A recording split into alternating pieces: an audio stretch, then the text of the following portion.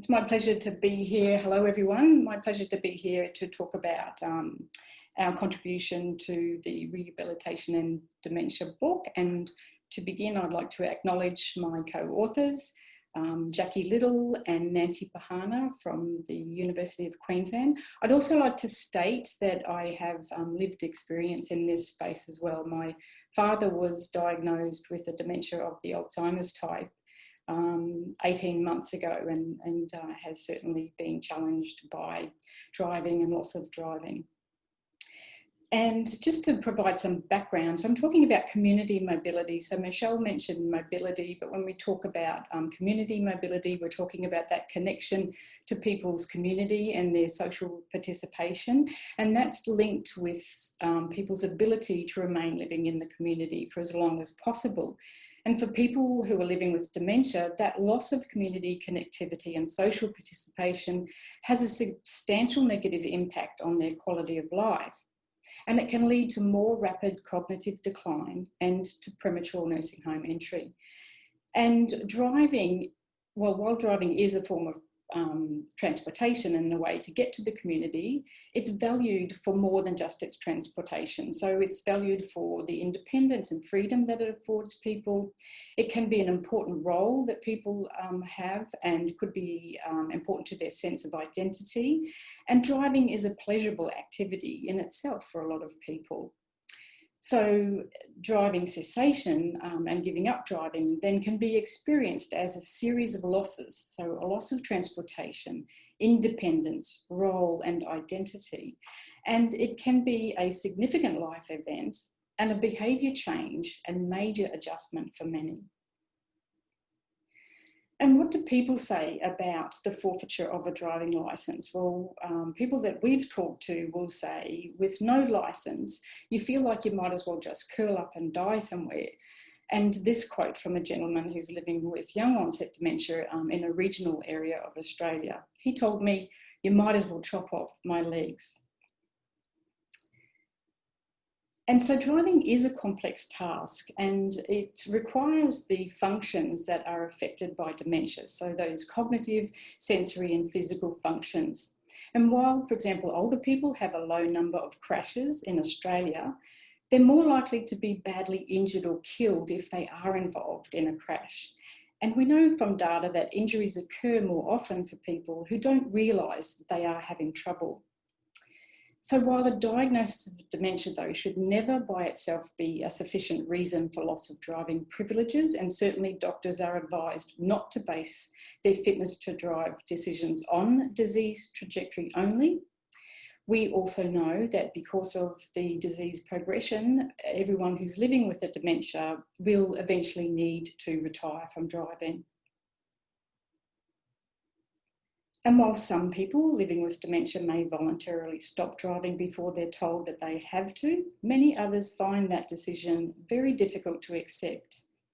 And acceptance of a medical decision to stop driving is fundamental to successfully managing the transition to no longer driving, and also to individuals being motivated to find and try out different ways of getting to the community and feeling comfortable with alternative modes of transport.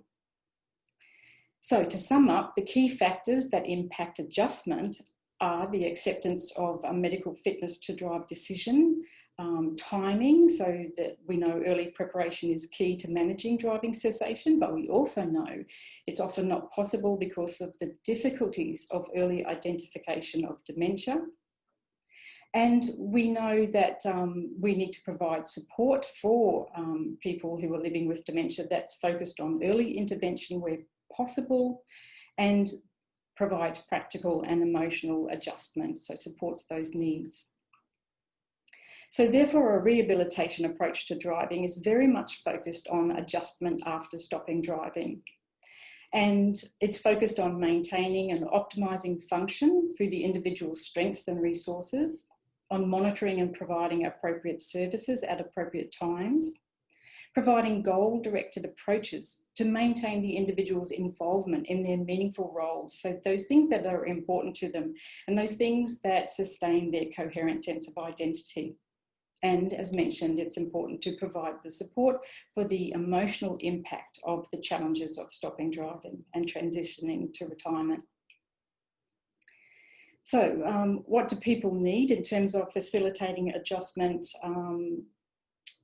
People need to have a sense of control over the decision. That can sometimes happen even retrospectively, but to feel that the decision was the right thing for them. To have community mobility support and emotional and practical support. And family members who are integral to the process of adjustment, they need guidance about how to balance their family members' independence and safety. Advice around managing conflict, because we do know it's a very emotionally charged area for people who are living with dementia and their close others. And they need assistance with transport alternatives.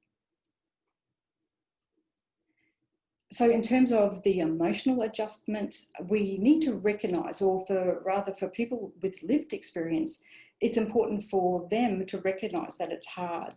It feels hard because it is hard. They also need to be able to talk about how they feel, and they need to acknowledge that grief and loss. And often they'll tell us that the driving becomes that elephant in the room. So they're often shut down because, someone that mum or dad is talking about driving and how someone took their license again. So they often get shut down and they never get that opportunity to talk about how they feel, which is the really important part of that therapeutic process. And they also need to practice stopping driving. So we recommend that people, while they're still driving, can practice maybe getting to a particular activity or a particular day that driving enables them to get to that place, that they practice an alternative way of getting there.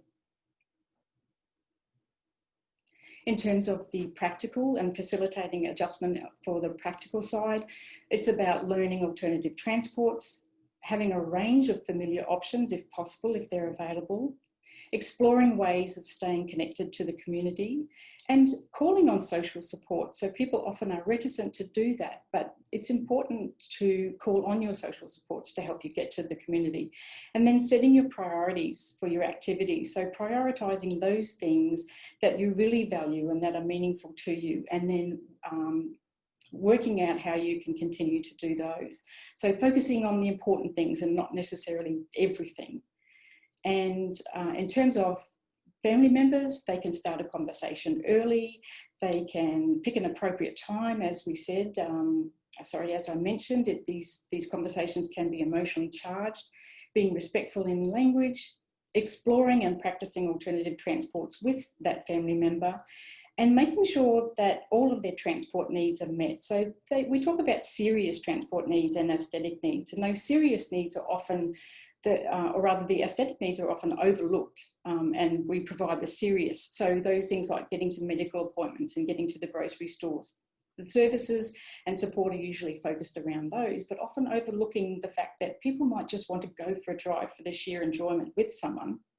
Or be taken on a Sunday drive to visit the beach or to visit nature, for example. And for health professionals, they can provide support by raising the topic early, as already mentioned, providing education about what safe driving looks like, the legal requirements, discussing the early warning signs, so what people should look out for that might indicate to them that they need to start maybe reducing their driving and thinking about planning for stopping. They can help by providing or access to appropriate assessments and objective fitness to drive tests, acknowledge the loss for that individual, and also refer people for support.